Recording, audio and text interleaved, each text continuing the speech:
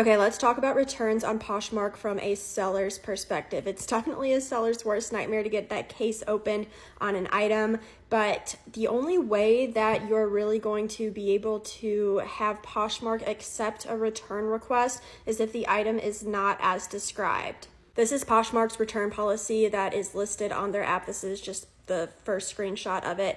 All sales are final according to Poshmark. They do not accept returns for things like fit issues, if you no longer want the item, or a delayed delivery. Now, if you exceed a certain amount of days, you're able to cancel your order, but you can't return it, if that makes any sort of sense.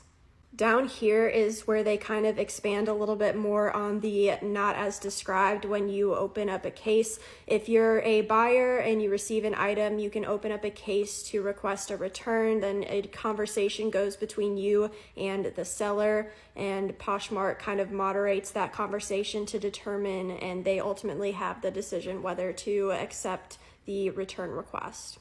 Here's the rest of the screenshot from Poshmark's return policy page on their app. You can go ahead and read it for yourself. But ultimately, as a seller, you want to make sure that your listings are as descriptive as possible so that you can avoid these cases when someone says that the item is not as described. This is why we as sellers need to be very thorough with our Poshmark listings. You need to list any flaws that the item may have. You need to list the features that the item has. You need to list the measurements if applicable. At least I do. I know not everybody does. Listing the size definitely suffices, but also I like to include the measurements just so there is no question and my bases are covered there for a not as described, even though that would fall under the it doesn't fit, which Poshmark does not accept as a return reason.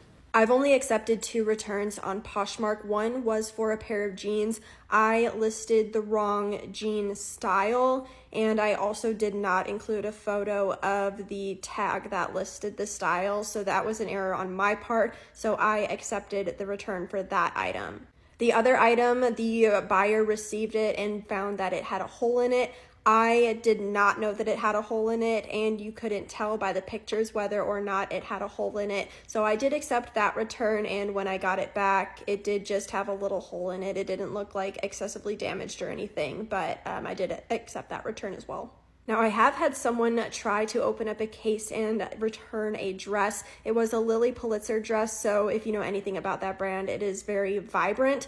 I had someone submit a photo of the item that they received, which was the dress that I sent them, but they had edited the exposure so the colors looked really dull and dark, and they said that the colors were inaccurately described. Poshmark ended up siding with me because they were able to see all of the photos that I had in my listing, and they certainly were not edited like the ones that I received with that case opening. I'm just overall a very cautious person, so if a return request is opened against one of my items, I'm ultimately on the defense mode, but I also do have to make sure that I didn't make an error with anything. So I am always a little bit skeptic of anyone who's trying to potentially scam me or send back an incorrect item or send back an even further damaged item that they just wanted to replace and then not really pay for.